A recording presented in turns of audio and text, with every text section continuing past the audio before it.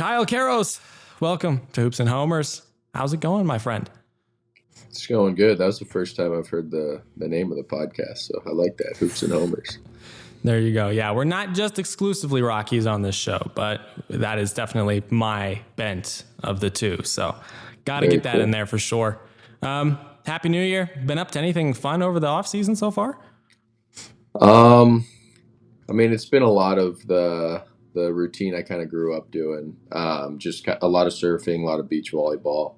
That's kind of how I pass time. I live with three other guys who play baseball professionally. One who's in the big leagues with the White Sox. The other guys are in the minor leagues. But we pretty much have the routine down of getting after it, getting our stuff done as early as we can. We wake up, we eat, we lift, hit. Some of them are pitchers; they do their thing, and then we try to hit the beach as soon as we're done with it. Yeah, it sounds like a vibe, honestly. So I assume you're Very out on nice. the West Coast then. Yes, I'm in Manhattan Beach, California, where I grew up. Nice. It's always nice coming home, and then all my buddies that I grew up with too. They always pass through back through the hometown around the holidays, so it's a good place to be. Yeah, for sure, man. Nothing better than spending some time with family and friends over the holiday season. It's But very nice. I know, right? It's fantastic. We had a good holiday season on our end as well. So you'll It's love to see great. it, man. It's what it's all about at the end of the day. But Hmm. it is the new year now, and we're, almost a month out from pitchers and catchers reporting. Spring training is right up on us. And so congrats, first off, on making your debut in 2025. Obviously, that's a Thank you. major accomplishment. Yes, sir. So congrats on that. For the Rockies fans who might still be trying to figure out what your game is overall, obviously you got a few games under your belt in 2025. Who is Kyle Karros? How would you describe your play style? Obviously, we see the stats and we see that you hit fastball pretty well, you hit the ball in the air pretty well, and you're a pretty solid fielder. Is there anything else that people would know or need to know about your play style that they might not know already? I would say defensively. I think you saw what I can do for the most part. I felt comfortable defensively. I know I did well defensively. I think that side of the game translated, pretty quickly.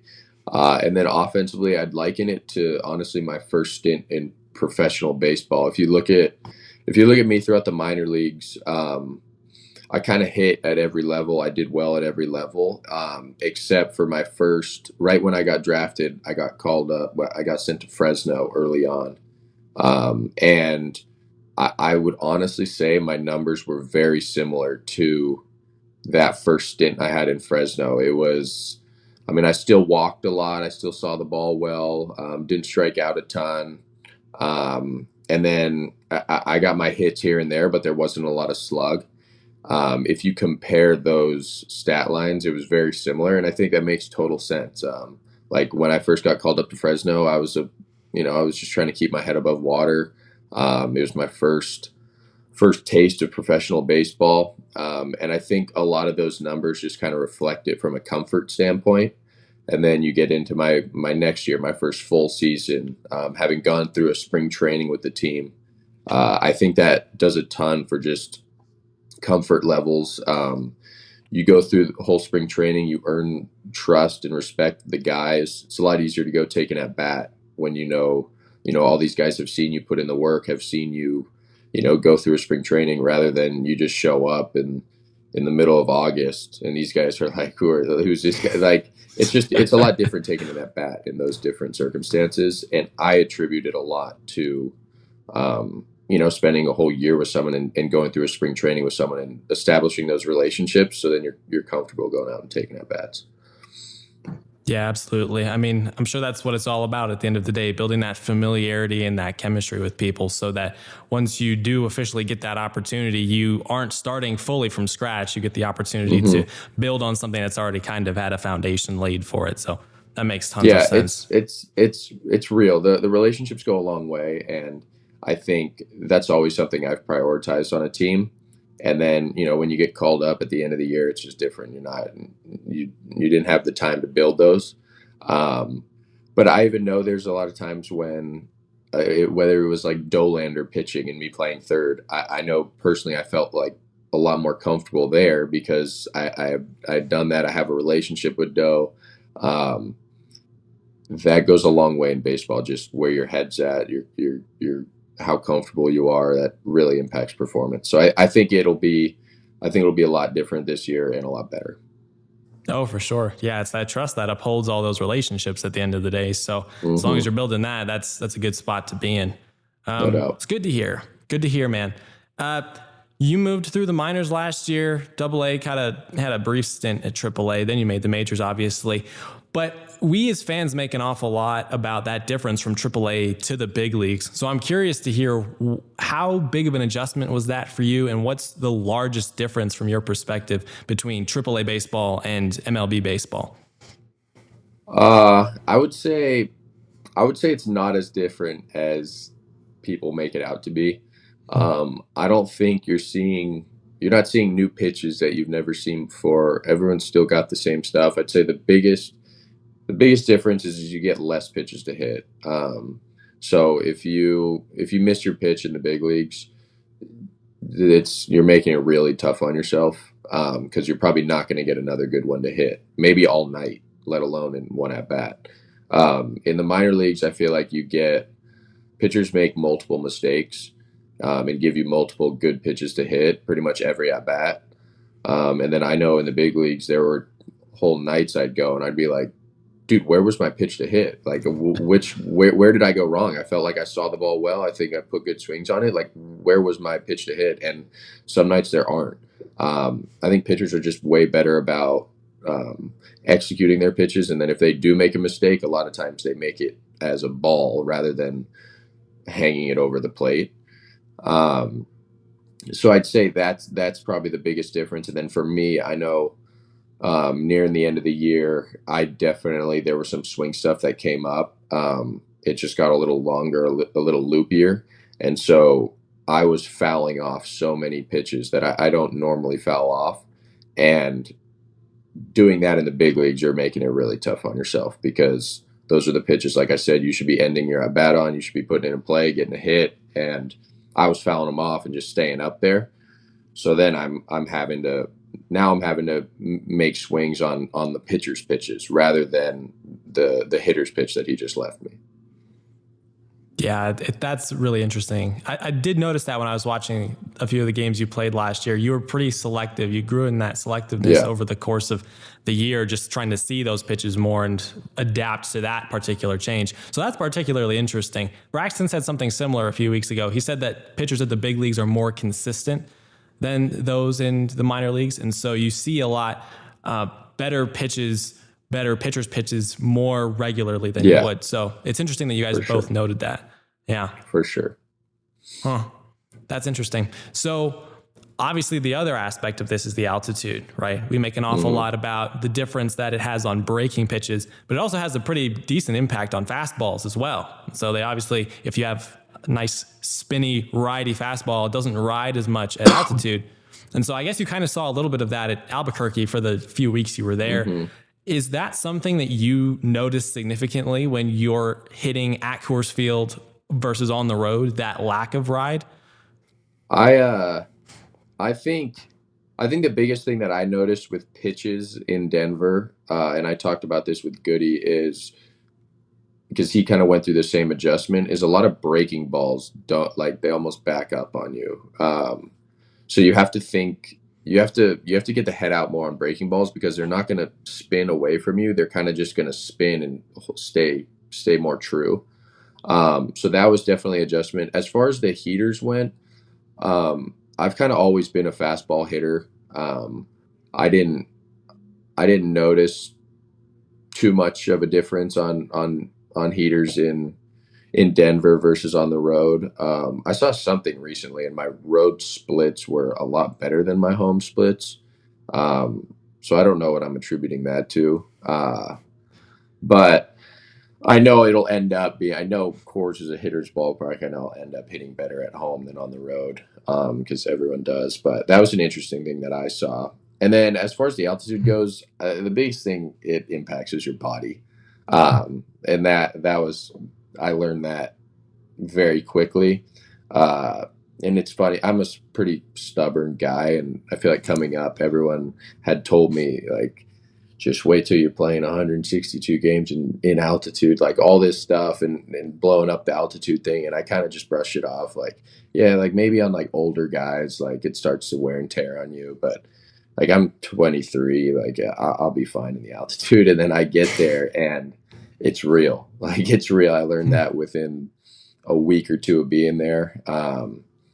The most interesting part is I would go on road trips and play pretty much every game on a road trip, and I'd be feeling great by the end of the road trip, and like telling my trainers, like, I feel good, like this is great, like we're late in the season and I'm feeling strong, like healthy.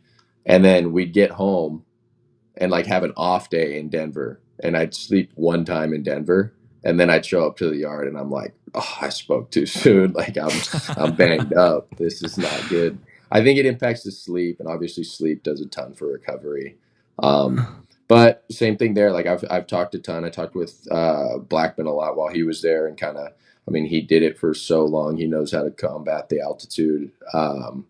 So there's ways around it, and there's ways to navigate it. And I think that was probably the most beneficial part about me being up for a little bit, is to pick these people's brains, experience a lot for myself. Like I said, I'm stubborn, so for me to experience it and not just be taking someone else's word for it. I definitely learned a ton and have so much I want to implement going into next year.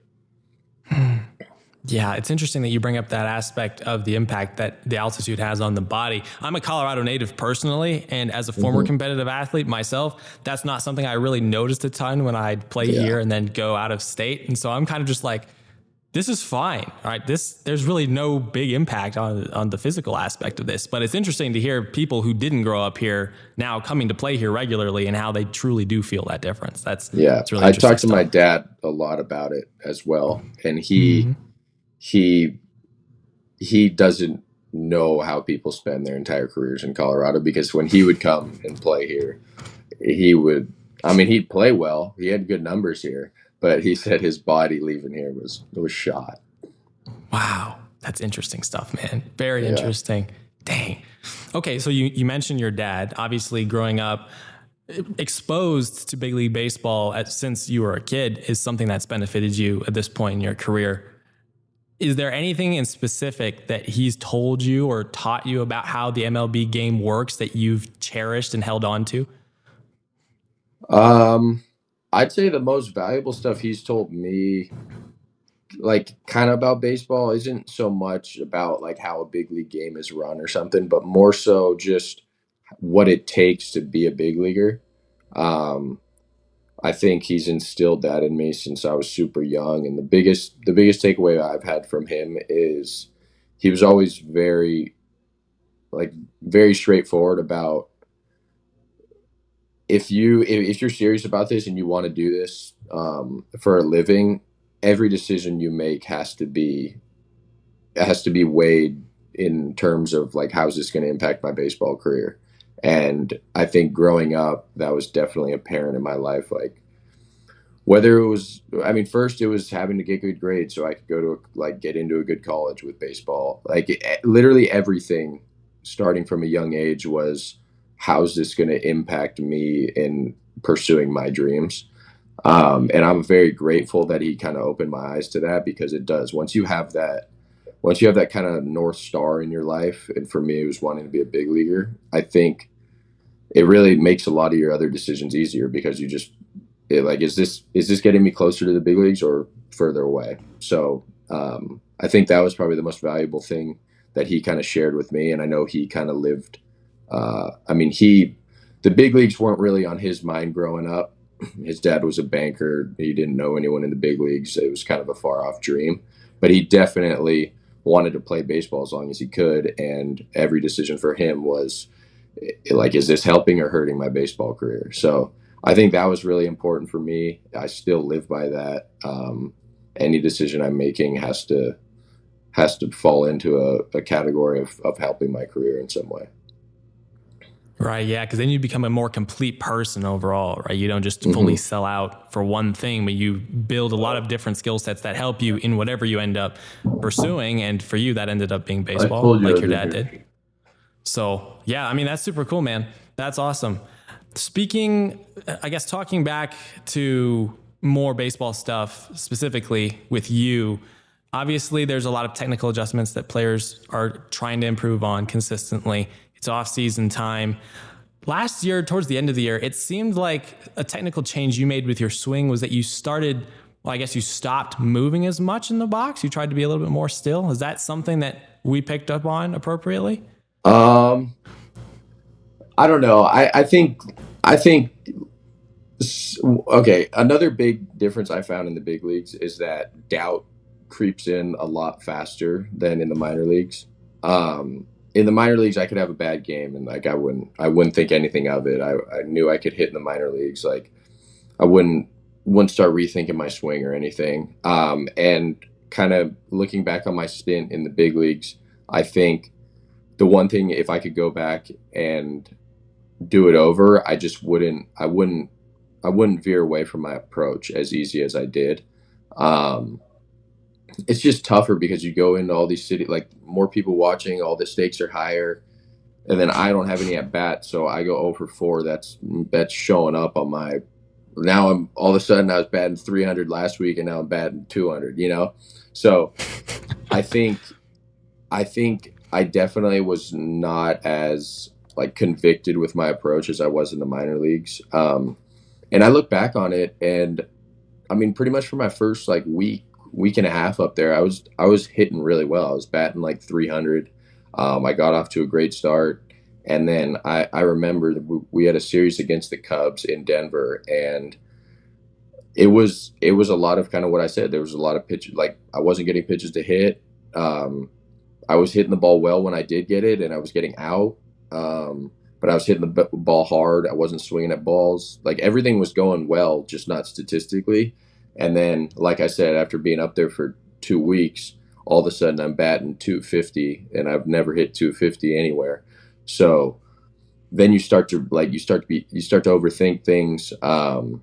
And I never experienced that in the minor leagues. I like I said, I was way more just here's my approach. I know it works. I'm going to stay with it. And I wish I had kind of stuck with that more in the big leagues because I felt how it went was I got up, I came in and I was pretty good, seeing the ball well, hitting the ball well.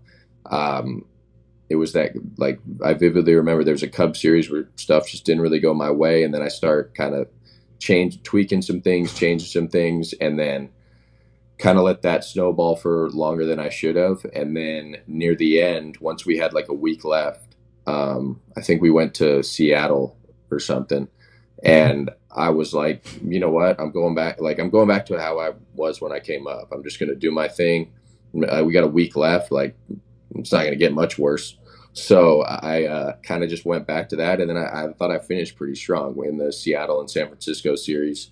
So, for me, I kind of know what works for my swing. I've cleaned up some things here and there this offseason that we kind of talked about as I went into this offseason. But like I said, me being up there at the beginning and kind of the end, like I know what I have works in the big leagues. And this year I'm excited to stick with that every game through the struggles and not let things spiral like I did this past stint. Right. Yeah. We hear so much from big league guys about the pressure to change something just because Hmm. you've gotten up to the big leagues. And that pressure is definitely real. So that experience is totally understandable. But it's interesting to get your perspective on that because it's like then at the end of the day, you succeeded in the minor leagues and they called you up for that reason. And Hmm. so it's that balance, right? I can imagine balancing that. Okay, I have things that I'm trying to improve, but at the same time, I don't want to change so much that I'm abandoning the identity that I had that got me promoted to this level, right? So Yeah, it's a very, very interesting balance. But it's it's yeah, it's interesting a to fine hear. line for sure. You don't want to get up there and then start changing everything that got you there in the first place. Yeah, absolutely. So it's good that you're going into 2026 with that mindset. I guess at the same time, the final question I have for you is about 2026. Obviously, this team is in a unique position right now, kind of rebuilding a lot of things, new front office, new coaching staff, a lot of them. In 2026, there will be a lot of cultural change as much as there will be change in productivity on the field as guys try to practically get better at playing the game at the big league level. Is there anything that you are trying to bring to the team's culture in 2026? I mean, for me, what I hope is kind of, I just felt like last year, like I said, I get called up. I hadn't spent really any time with pretty much any of those guys on the team. Um, I hope that, and I feel like they were probably pretty connected. I think some of the younger guys just, I mean, it's tough to just like come in and be part of the group right away. Um, I hope that it's just a super connected group. I think that's when you all play your best. I know I've gotten along well with any team I've been on, and so I'm not too worried about that. And then I had a talk with our new hitting coach the other day, and he was kind of asking me a similar question on what I had like in hope, like what I want our team identity to be in 2026. And I was just thinking, I think without having kind of some of these superstars on our team, I think it provides an opportunity for us to all kind of believe in ourselves to be the guy, not just looking for someone else to get the big hit or start the rally or do something like that. I think we can get to a point where we can we can get a rally going from any point 1 through 9, or we can get that big hit any point in our lineup 1 through 9. And I definitely felt that last year. Sometimes I think we would go like 1, 2, 3 in the first inning, and then we all kind of look at each other and just kind of be waiting, like who's going to get the hit? Someone's got to get the hit. And I felt like no one really had the like the courage like for it to be them. You know what I'm saying? We were just kind of looking for someone else to do it. And I hope and I think that we're capable of everyone on our team being the guy and believing that they're the guy and believing that they can be the guy to get the hit. They can be the guy to start the rally. And I think that can be really powerful with with a younger group, everyone just believing in themselves a ton. And like it can't be fake. You can't just you can't just trick yourself into thinking it. It comes with, like I said a lot about spring training. It comes with going through a spring training and earning that confidence that you're going to take into season.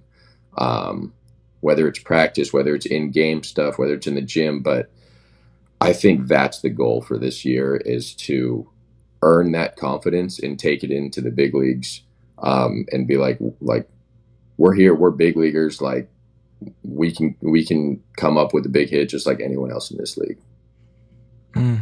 Yeah, man. And there are a ton of awesome skill sets on this team, just from an on paper perspective. And so on Hoops and Homers, we've generally been more optimistic about the future of this team than most of Colorado Rockies fans. And so for me, just looking through that 40-man roster, especially at the hitters, there are a ton of awesome skill sets and a ton of young guys who should be in that position to feel like they can be the one to come through in those types of situations.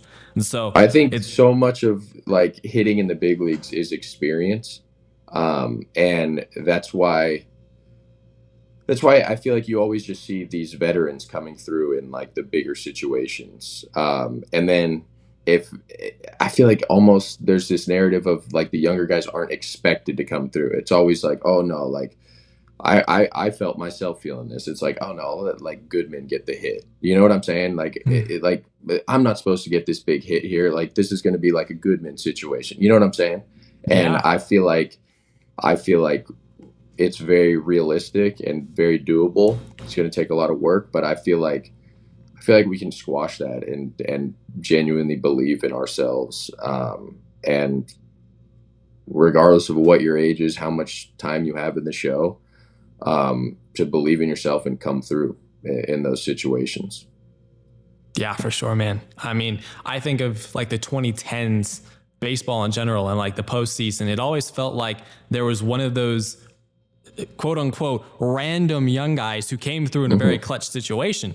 And so it's like, that's a great mentality to have if you're a younger guy who's not necessarily expected to succeed, quote unquote, in a particular situation, clutch situation or otherwise. So yeah, absolutely. It's great to hear that that's something you're bringing to the team and their culture in 2026. So we'll be very excited to see how 2026 is a year of this team taking steps forward.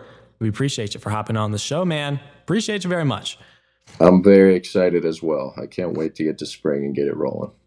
Yeah, neither can we. All righty. Have a great season. Thank you for hopping on. Thank you very much.